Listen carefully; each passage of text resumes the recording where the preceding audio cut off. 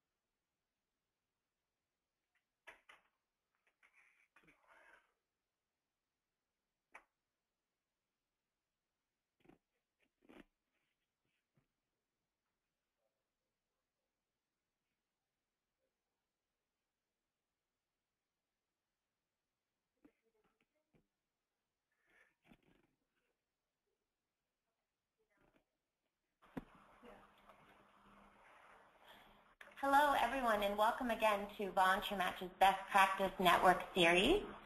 As we get everyone logging in, I'm going to go through a few logistical aspects of our webinar series. I am Megan Kelly, a Manager of Marketing here at VolunteerMatch with our corporate clients, and I manage this webinar series. And we are very excited to be kicking off this year with Jason Saul from Mission Measurement, speaking about social strategy and impact measurement. Before we get started, for those of you who are new to the webinars, I'd like to start with having some of the audience members just write into your chat box on the side panel to tell me that you can hear me, or I can't see your screen, or stop talking, and then we'll know that we're connected and everyone's able to hear the webinar. Okay, it looks like people are coming in. As you also know, if you have to drop off the call or you have colleagues who weren't able to make it, they can follow the conversation on Twitter. Our Twitter account is VM_solutions, and the conversation will be followed by hashtag BPN_Saul, Jason's last name. Okay, we will wait a few more minutes to let some more people log on, and then we'll get started.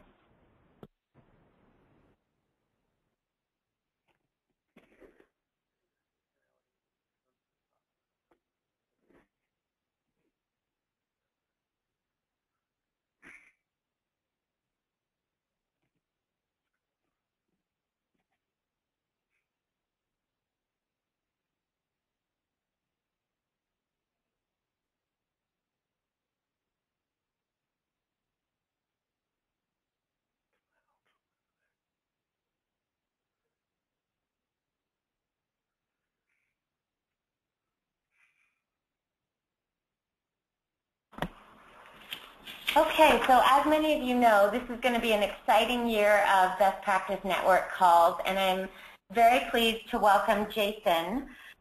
Jason Saul has a great, impressive background in social strategy consulting. He founded Mission Measurement in 2005, a consulting firm that works with corporations, nonprofits, and the public sector.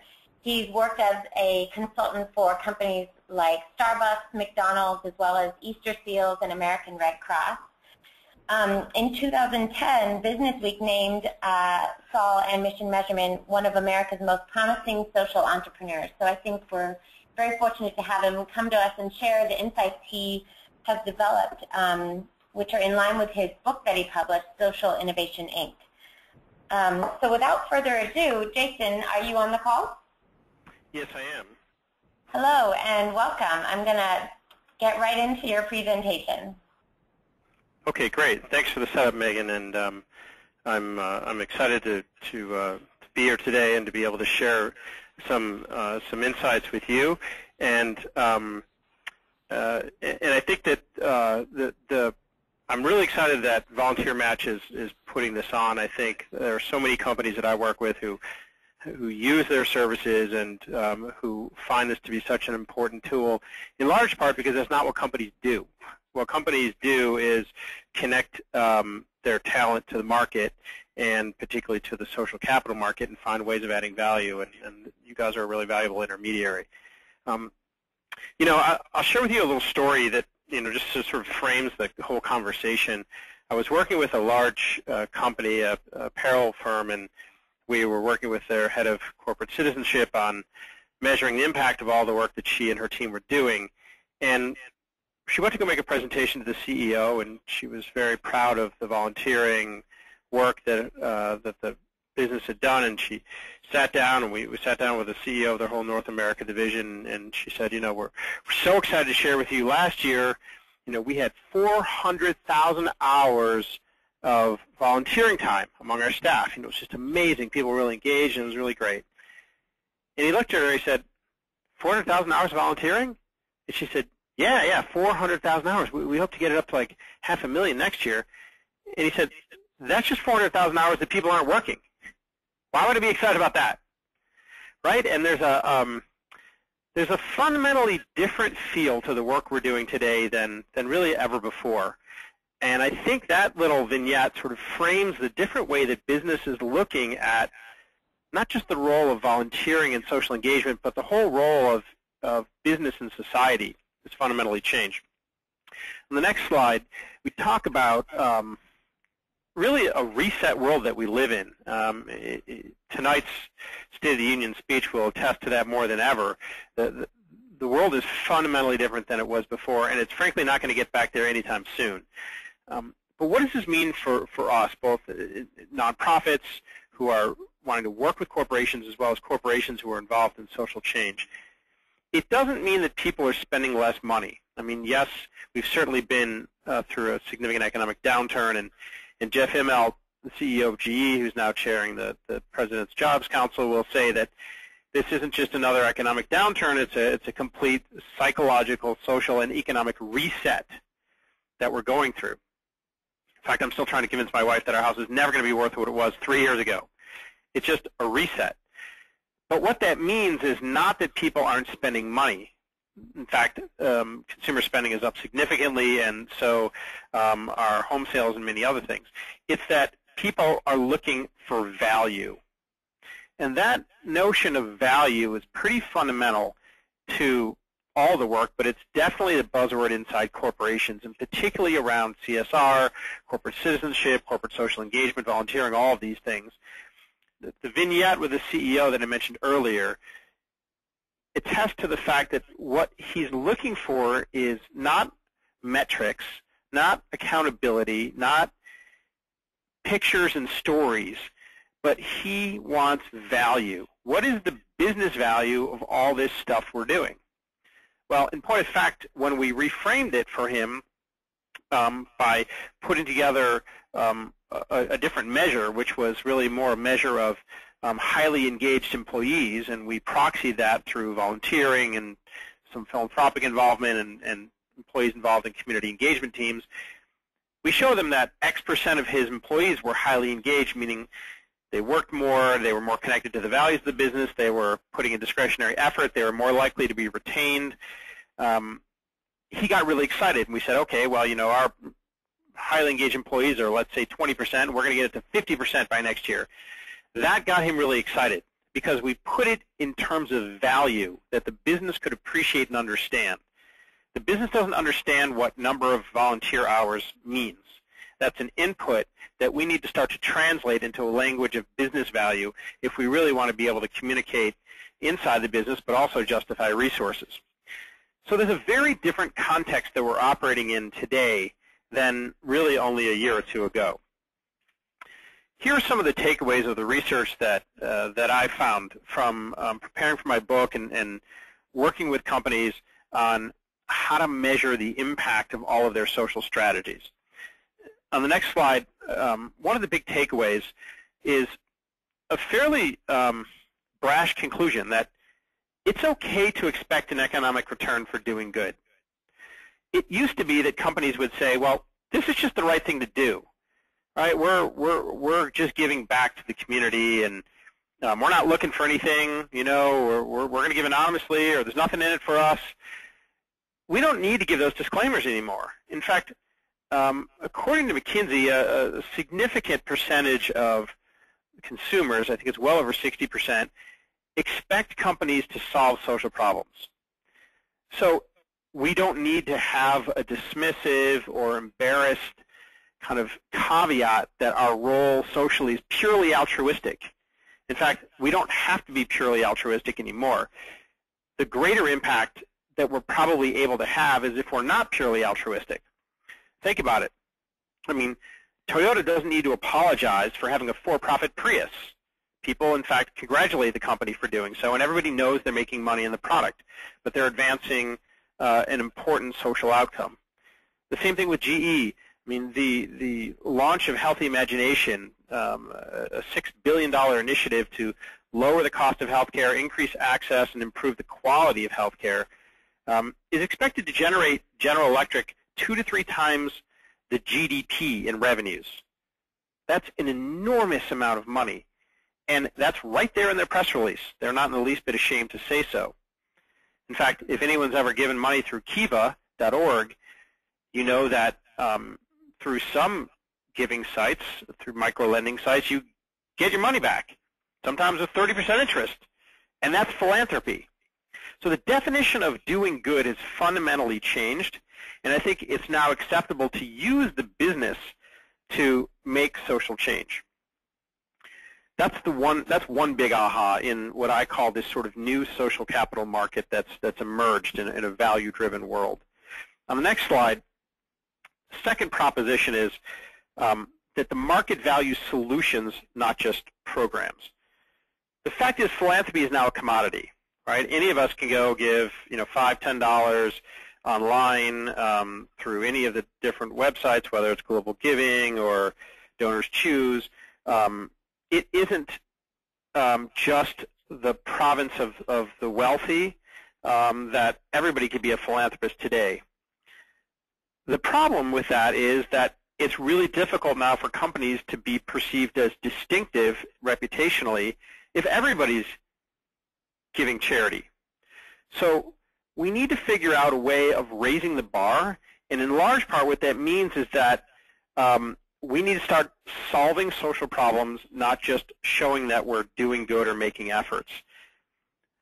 The way that plays out in terms of how corporations are designing their social strategies and even their volunteering efforts is that if we need to stand out, or if we want to make an impact, or if we want to be able to build a positive reputation, we need to do more than just meet the bar or the mere expectations of society for us. We need to exceed them, and that means that providing solutions and solving problems more than just showing that we put this many hours of effort or gave this many grants is not going to distinguish us. The third takeaway on the next slide is that we live in a world now where social outcomes now have real economic value. Think about it. the gateways to business growth are almost now exclusively social in nature. We cannot enter new markets without building infrastructure or training local workforce or educating consumers about the value of water, clean water, food, the internet, health issues, all of which require taking place in order for us to be able to sell products and services. We cannot innovate new products and services without understanding the needs of those markets. Many of the simple markets and the easy high net worth markets have already been taken. So the social aspects of business are absolutely essential to business growth. That comes from entering markets. It also comes from innovation. It also relates to relationships with the government, and it clearly relates to engagement with employees and certainly consumers. Again, just meeting the bar of doing nice things is not going to create an emotional bond with an employee. Every company that I know has a volunteering program. Every company I know gives charity. Every company I know puts out some kind of report about how much they're doing. As a result, the reputational advantage of being good is moot. We have to understand how we can make impact through our business. And because now huge social outcomes have direct economic value, we have the opportunity to do that. Healthcare, the environment, education are no longer just nice sideshow social issues that we worry about after we finish our business plans. It's now integral to business plans. Boeing can't grow without hiring any more engineers in Chicago. GE can't grow without tackling healthcare as a major extension of its technology capability. Walmart can't grow without entering food deserts. So we have to realize that we look at social outcomes as an economic value proposition instead of just a nice social responsibility that we have to dispatch. It opens up a whole new world of possibility. On the next slide, I want to share with you what that possibility looks like. Because the way we've been thinking about social change and the opportunity is a very limited pie. If you advance one more, you'll see the kind of the offset here. The fact is, last year, the federal government ran a deficit of $1.5 trillion. We have very limited money from a purely sort of governmental or philanthropic point of view.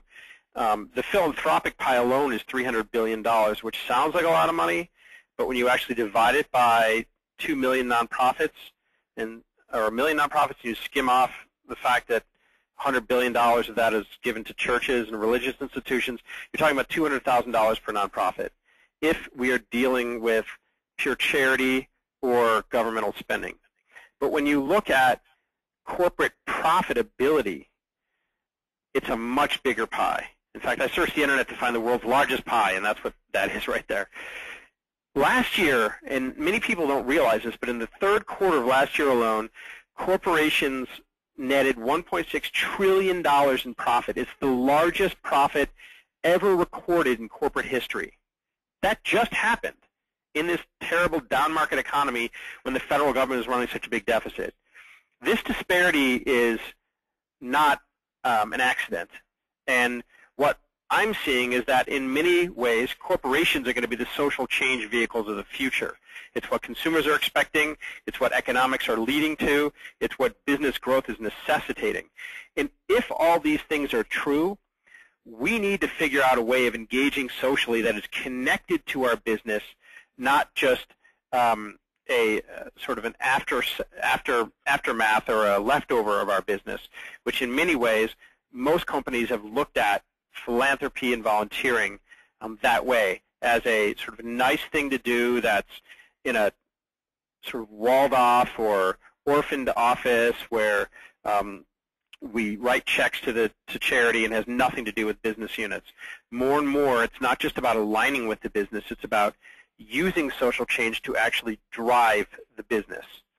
So let's look on the next slide at what that actually means.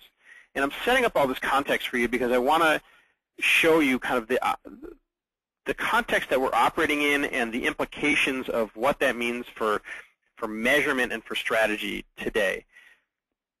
There's a new role for companies in this social capital market, because under the old way of operating, what I call the social contract model, we had an obligation to dispense with. Companies, in return for the right to reap profits, had to give back and not do bad things. So the game was about managing risk, doing some good through philanthropy. It was primarily seen as a support function, and it was about leveraging the business so that we could do some good. It was a world where social change was really sort of a leftover of the business once all the business objectives and expenses got covered. But in a world where the assumptions we just discussed are true, where it's okay to expect an economic return for doing good, and social outcomes now have economic value, and in a reset world, there's a very different set of expectations. It's not just, are we being less bad, which is really what the social contract is about. You know, think about all the green efforts and philanthropy and these CSR reports. Most of the questions and most of the aspirations about proving that we're not bad, or at least rebutting the presumption that companies are bad by showing all the good we're doing. This is a different inquiry in the social capital market. It's now a different set of stakeholders that we're responding to. These are the CEO, senior leadership, shareholders, investors, stock market analysts, consumers, and our employees are asking different questions. They're not asking how not bad are we. That's now the baseline. That's a given. Of course, don't be bad. Don't pollute.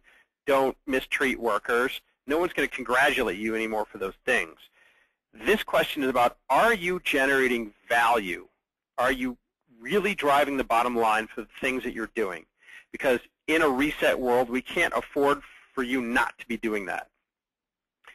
First, in a social capital market, we need to be making sure that our social strategies are driving the bottom line, not in an indirect, convoluted, sort of attenuated way that because we're doing good, people are going to like us. If people like us, they'll buy more products.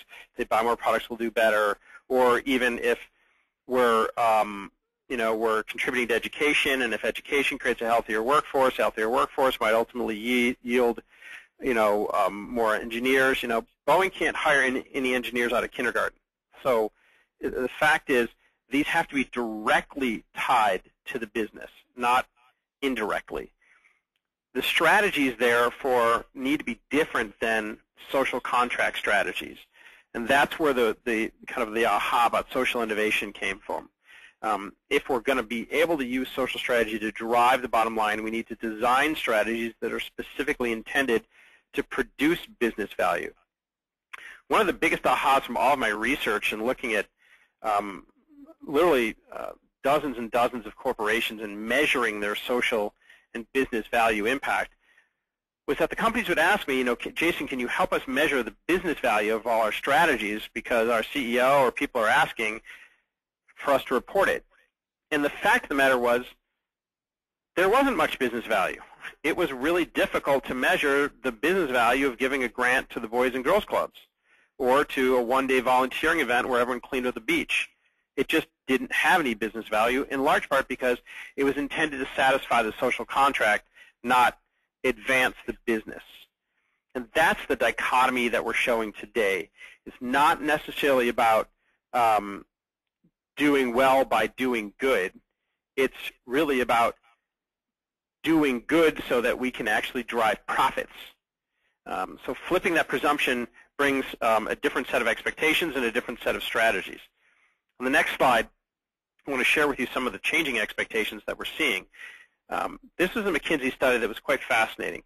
They asked two different sets of stakeholders whether they thought CSR could actually create real shareholder value. But when they asked CFOs and investors, 56% of them said absolutely. In fact, we expect it to create shareholder value. But when the same survey was administered to the people who run corporate citizenship or corporate community involvement or CSR, 51% of them answered, I don't know.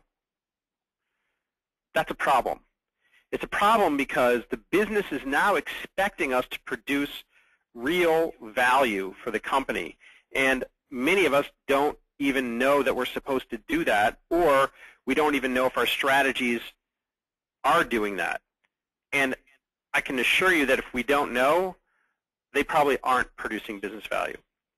In fact, recently we worked with a bank, a large bank here in the States, that wanted us to measure the business value of their work. This was all of their philanthropy and social impact work, and we started discussions with them, and then sort of things trailed off for a little while. They just called us back a week or two ago saying that they're being acquired by another big bank, and their CSR department is being merged with another community involvement department, and only one of them is going to last. So they're desperate to be able to have us do some work for them quickly to show the business value that they're producing so that they can keep their jobs. Right? I mean, the fact is we can't wait for this equation to equalize. We have to understand that there are people expecting us to produce results, and if that's the case, we have to re-engineer what we're doing and measure what we're doing so that we can actually demonstrate those results. On the next slide, this sets the baseline for how we're thinking about our work today. Doing good is basically equivalent to not doing bad, right? Most of our strategies are about showing that we're not bad. This is a sort of a joke for any of you Third Rock fans out there from the Schonhard Wig Company, but I mean, it's the same thing even in the real world. I was speaking at Google just a few months ago, and I was talking to them about the book and social innovation, and I said, you know, think about your corporate tagline. Do no evil? Really? I mean, is that the best we can do, is not be evil? So I think on the next slide, it may be, well, time for us to raise the bar, in large part because if our expectation of doing good is basically not being bad, meaning we do some philanthropy, we do some volunteering, we're recycling, we're putting out a CSR report, look, we filled out the GRI, aren't we great? Everybody's doing that. Moreover, we may have set the bar too low for companies. If all we're asking is for them not to be bad or evil, there is a huge opportunity for companies to actually solve social problems and be much more outcomes-driven and business-driven about the way we do it. And in that sense, I will tell you that the leading companies out there that I'm seeing are raising the bar, saying that merely doing good is just the price of entry into big business. What we're going to try and do is engineer our volunteer programs, engineer our social strategies in ways that directly solve social problems and create proactive, positive social change, not just negate the negative impact that we're having on society. The next slide talks about how this orientation is changing. And the big takeaway from my research is that the companies that are really leading in this field are the companies that are using the core business. They're using the engine of the business to create social impact, not the fumes, which is charity, right? So I would submit to each of you to think about, whether you're a nonprofit or a corporation, how can you use the core business, the engine of the business, to solve social problems in ways that advance the business more than just waiting for the leftovers of some extra time or some extra money that we have that we can sprinkle around to the community and hope it adds up to something. The takeaway from all this context setting in the next slide is really what the core of social innovation is about. This is the next generation of CSR. This is where today's leading corporations are moving, and it is how the companies that want to use volunteering and their human capital to address social issues are succeeding. First, it's not being shamed about setting an intentional business strategy with respect to our social impact work. So first, we need to not do just a philanthropic or a volunteer initiative and hope it adds up to something. We need to intentionally design these as business strategies that are intended to produce business results by virtue of solving or addressing societal needs. Second, we need to leverage the core business, the core capabilities of the firm. And what I mean by that is not, okay, we have some people from our web design department that we're going to lend to the Humane Society to help them with their website. The core business is not web design. In that case, the company that I'm referring to, it was a consumer packaged goods firm. The core business is, if we're Pampers, we're going to partner with UNICEF and we're going to eradicate tetanus by selling more Pampers and creating a campaign to mobilize moms to solve this problem. Oh, and by the way, we're going to sell a lot more diapers. It is using the core capabilities of the firm.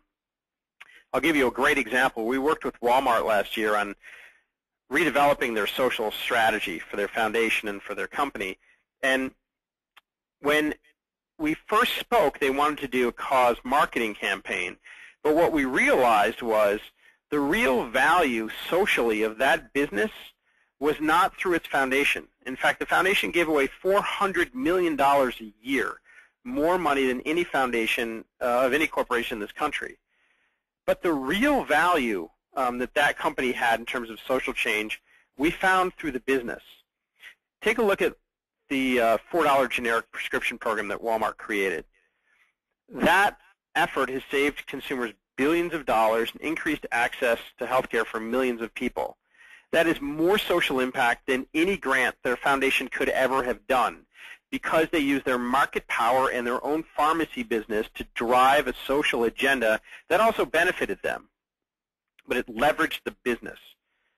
Third, it has to create positive economic value, meaning social innovation isn't just about mitigating risk, which most of CSR is oriented towards. Mitigating risk to our reputation, mitigating risk to costs and lawsuits, and mitigating risk to certain sort of market entry or license to operate. This is about creating real economic value, revenues for the firm, positive retention, positive employee impacts, new market entries, innovating new products and services that generate revenue, being able to enter new markets and develop relationships that are positive with other firms and governments. So it's creating positive economic value. And then finally, social innovation is about solving social problems, not just doing nice things. And positive social change is where the market is starting to reward companies for not just throwing some money out there or having a volunteer day to clean up the beach, but to demonstrate that they're actually making society better. Most of the green initiatives that are out there are really ending up not amounting to much from a social point of view. They mean well. I think they're great from a marketing perspective, but most of what we're talking about is making the world less worse. I mean, when I have a smaller cap on my water bottle, I'm not going to be excited about the fact that we're making the world any better or saving the environment. We're just making it less worse. No one's planting any more trees. But what social innovation is actually solving and addressing social change in a positive way to create positive social outcomes, eradicating hunger, building capacity for nonprofits to create more housing, increasing earnings of the working poor, things that are actually advancing positive social change. I want to give you a few examples of this, and then I really want to talk to you about what you can do to apply some of these ideas inside your organization. The next slide is an example of some of the ways in which companies are creating social innovation. Now, this microfinance has fell into some controversy lately. All of the experts I know in microfinance say it's way overblown. The fact is that microfinance has been a very powerful tool for lifting families out of poverty, but it's also been a very big business opportunity for many, many microfinance institutions and for many banks. The next slide talks about one of the world's leading grocers, Tesco. For years, have been trying to find a way to enter the U.S. market.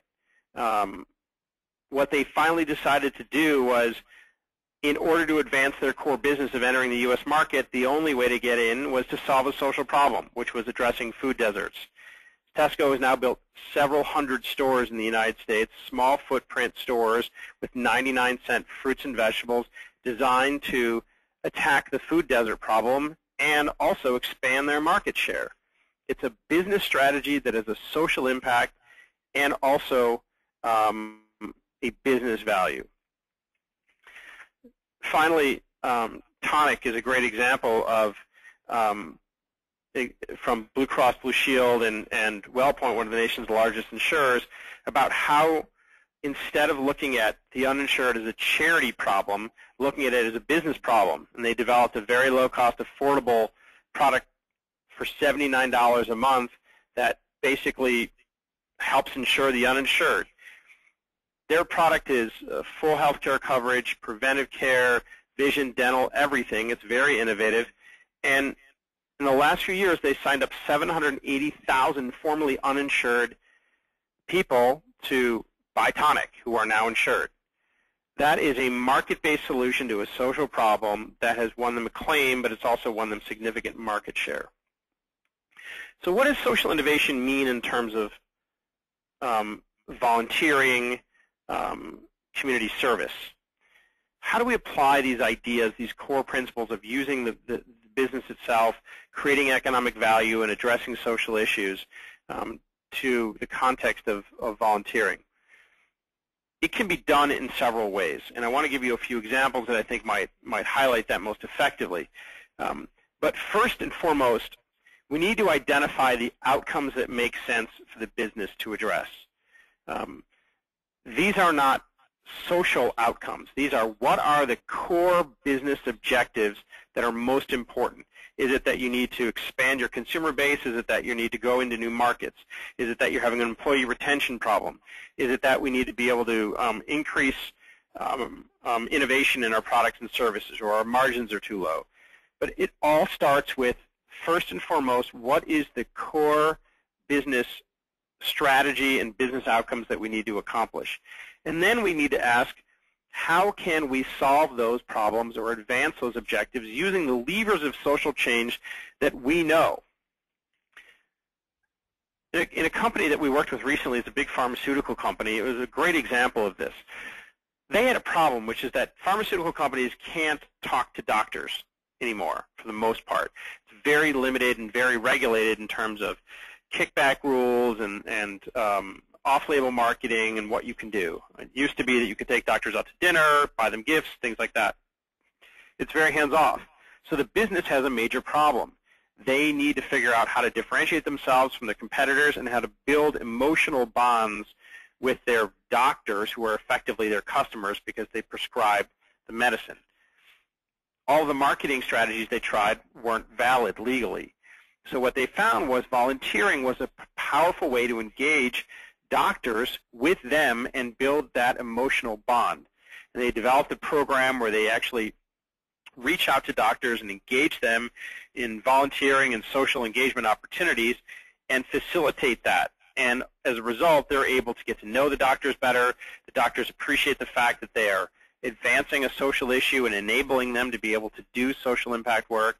And it's building that bond that they wanted to do. That was a key business objective they couldn't find another way to do. IBM is another example. How does IBM enter new markets abroad, developing markets, and build relationships with local governments? Well, they decided to start Executive Service Corps, where they basically put high potential, up-and-coming executives at IBM on a volunteer program for 4 to 6 weeks in a developing country that is of business interest to them, and do projects on a pro bono basis to both develop the skills of those high potential employees, but also to build those local relationships. There are many, many examples of how to do this. Those are just a few. But if you think about any of the things you're starting to see in the popular literature, Tide going down to disaster areas and doing laundry and using Tide detergent with their own volunteers to help people, it's not just a nice thing to do. This is directly accruing to setting up an emotional bond or to advancing some of their business objectives by using social strategies in ways that they couldn't do if they were just working in traditional business approaches. So, however you think about using social innovation in your business, whether it relates to products or whether it relates to people, it always starts with what are the outcomes that make sense for the business to address. Second, how do we engage the business in a different conversation, not around charity and not around what's a nice thing to do, but around what will advance those direct business outcomes. Third, if there's one thing I've learned in all of this work, it's that outcomes drive strategy, not the other way around. And too often we're called in by companies to measure the social impact of their work when they already figure out what they've done and then they just want to see what they got. 90% of the time you'll get nothing, right? Having a one-day volunteer program to clean up beaches and do a toy drive is great, but it was never designed to produce any business value. It was just a nice thing to do. So measuring the outcomes of it are fairly futile. But if you start with the premise of we have an outcome here that we need to accomplish, we need to stem the turnover tide, we need to build certain relationships, and then you design the strategies to produce those impacts, you're much more likely to be effective, but you're also much more likely to have measurable results. The big aha in all of our measurement work was that measurement and strategy are directly linked. And until we start to think about outcomes driving our work, we'll be very limited in terms of the measurable business value that we can get out of it. And finally, we need to think in terms of solutions, not just projects. That means we start with an outcome in mind.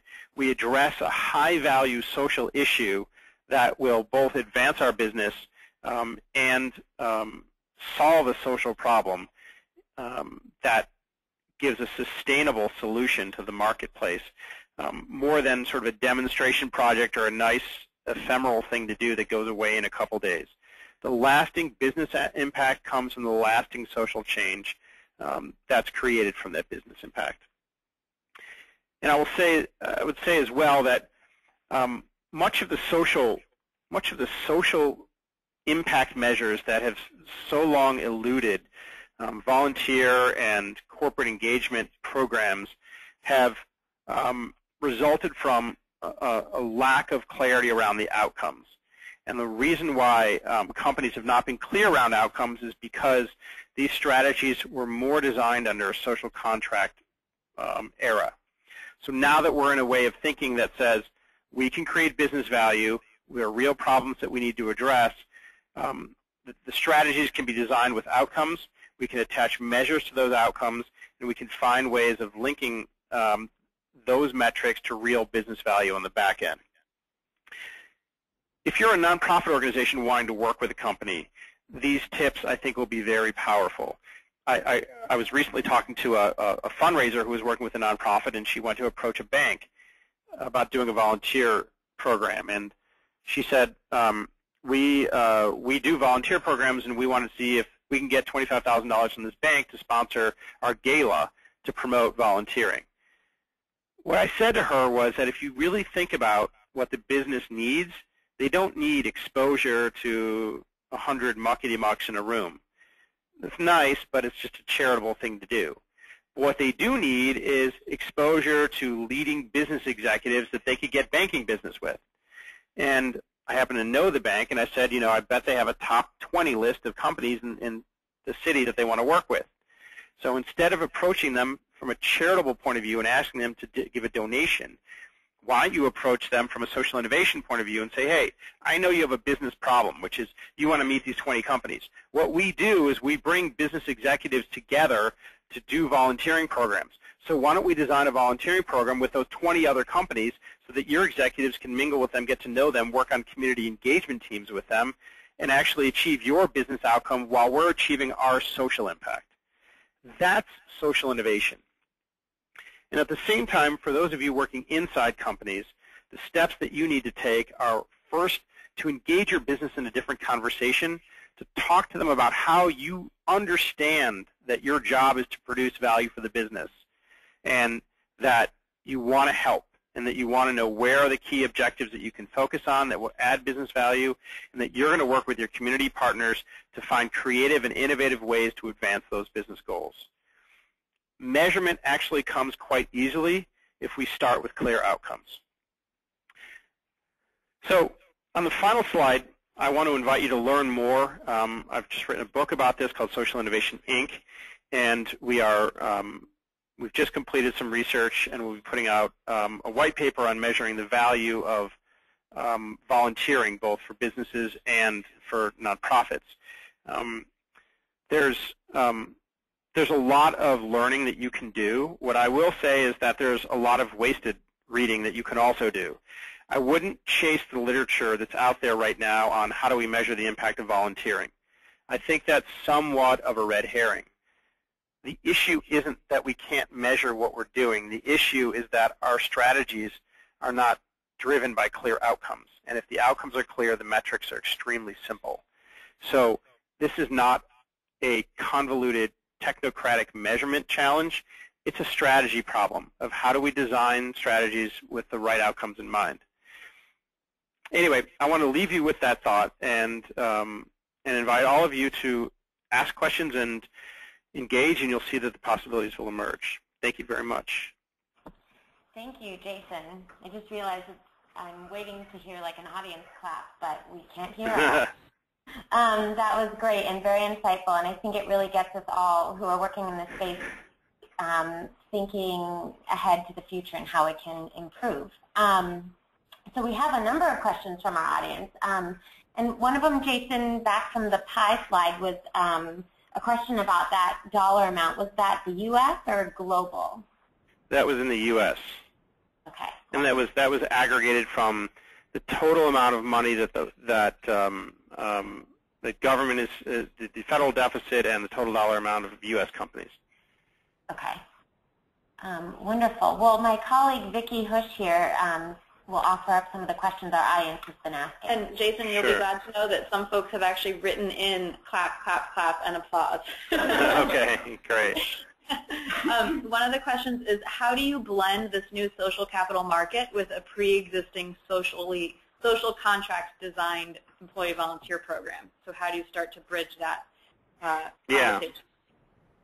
That's a great question. So the way to sort of make the transition is the following. First, you need to state your intention to the business. So if you're inside the business, you need to start to say, I understand you have different expectations of us.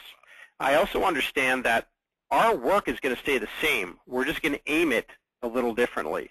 So the first is set different expectations so that the business looks at you as a business unit and as a strategic partner, not as a kind of, oh, and by the way, those people over there. The second proposition is that you need to shift in a progressive, not radical way. I wouldn't control, delete everything we're doing because we build very valuable community partnerships and very valuable relationships with the NGOs. But I would probably expect that most of us have done that without clear outcomes in mind. Either we were broadly looking at social outcomes, or we happen to know this is an important thing to do in the community. It might get employees excited.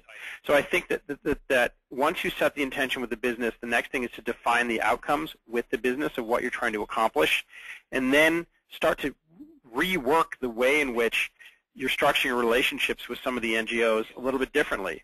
For example, with the pharmaceutical company we were talking about, what they did, they had been giving grants to big nonprofits, but what they decided to do instead was to say to the nonprofits, we're not just going to give you a general operating grant and hope that you do good and that people do volunteering with you. We are actually going to restructure the way we work with you and say, we will pay you for every doctor that volunteers with you that's one of our doctors in our core business, meaning like if we're, surgeons, any surgeon that works with you, we will give you a stipend to cover the cost of their volunteering. And so by structuring it that way, you're still having the same end outcome and the same relationship with the nonprofit, but you're structuring it in a way that drives at your business agenda, which is engaging those doctors. The same example I gave with the bank. It's the same nonprofit, it's the same business, It's the same volunteer opportunity. It's just, and they're doing their same programs, which was getting community businesses to work together. They just happened to choose community businesses that were more strategic. Right? So a lot of this is about starting where you're at, but setting an intention to be more outcomes driven. And the last part of this is it's really important to do the measurement work up front. And a lot of times, having someone engage the business in this conversation and find out what outcomes and values they expect to produce, and then bringing that together to design a strategy can be a very powerful thing. And sometimes there needs to be a catalyst to be able to sort of shift gears in the conversation. Frankly, providing a book, whether it's my book or the article that Mark Kramer and Michael Porter just came out with at Harvard Business Review, can sort of help to set a different level of expectations for your work inside the business. Great, thank you. And you sort of have touched on this throughout the conversation, but there was a specific question from one of the nonprofits on the call on going back to that conversation about the reset button and how the role of the nonprofit in society has changed during this reset time. Well, to really answer that question, you'll have to wait 2 months to read my next book. It's called The End of Fundraising, which comes out literally in March, which is really the nonprofit analog to this book as well. But the answer is, if you're a nonprofit, the fundamental truth is that social outcomes now have direct economic value. If you accept that, we need to start to look at how do we sell our impact to companies versus begging for charitable handouts. The example I gave with the volunteering organization and the bank is a perfect example. The first approach was charity, sponsor our benefit. The second approach was creating value for the business, which is we can help you reach other businesses. So nonprofits need to think about how do our outcomes create value for other businesses.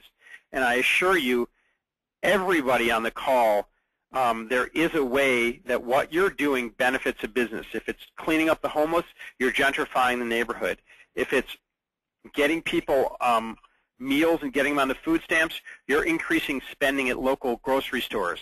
If it's saving the spotted owl and animals, you're mobilizing a constituent base of pet-friendly and animal-friendly buyers that will be attractive to certain businesses that are taking on those policies and supporting that work. So we need to think about ourselves as economic actors as nonprofits, not living off the waste products of the economy, but engaging directly in the economy and being partners with business and helping them to achieve their business objectives. And in that way, we can have massive social impact, much greater impact than we could ever have through a pure charitable proposition, but it has to connect to the core of what the business does. Great. We'll make sure to remind everyone about your book coming out. This question is from a corporate foundation, and the question is, what advice do you have for a corporate foundation which can't show direct business results or value? By law, it can't advance the business. Yeah. Well, I have two pieces of advice. One is that most corporations who have a corporate foundation also do corporate philanthropy, and to the extent that you can bifurcate that and focus on most people wear two hats, right, who run a corporate foundation are usually also the director of corporate citizenship or community involvement.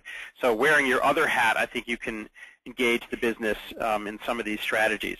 But even with your foundation hat, first of all, I'm a lawyer. I will concede. I waited to the end of the call to say that, just in case. But from a legal precedent point of view, the courts have looked very broadly upon companies using philanthropy for strategic purposes. So there's a lot of latitude. I mean, Cisco actually trains Cisco-certified technicians through the Cisco Learning Institute, which is a nonprofit. Ron McDonald House is fully integrated into all their stores. The only thing you can't do through a foundation is directly sell or advertise products in ways that are directly self-dealing. But every corporate foundation can be advancing strategic interests of the business in ways that are more than just tangential. For example, if you're a food business, you can do more than just give charitable donations to hunger. you can actually find ways of funding participation of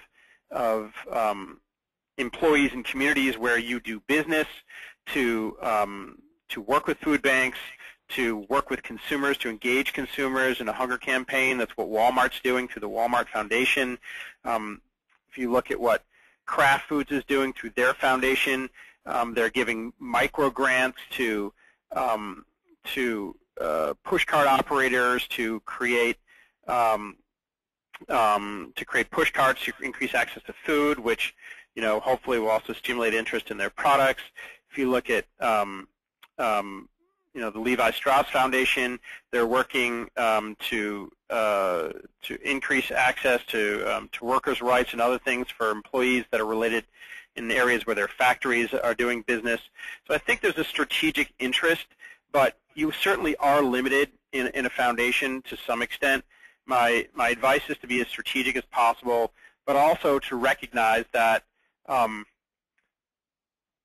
the corporate foundation is somewhat of an anachronism today, and Boston College Center for Corporate Citizenship, where I'm on the faculty, is doing some research on that right now.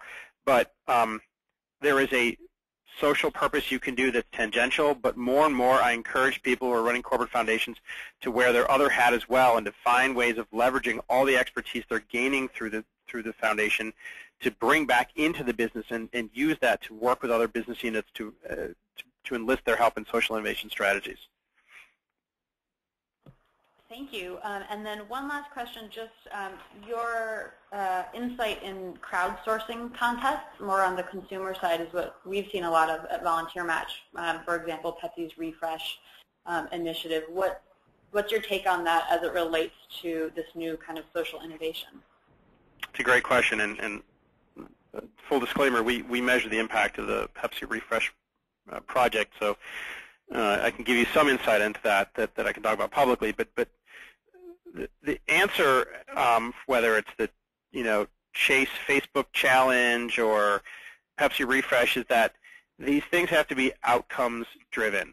Meaning, when Pepsi first started this endeavor, it was, hey, we're going to use our marketing budget and we're going to see how we can engage people, new ideas, and create basically the next idea of Pepsi generation.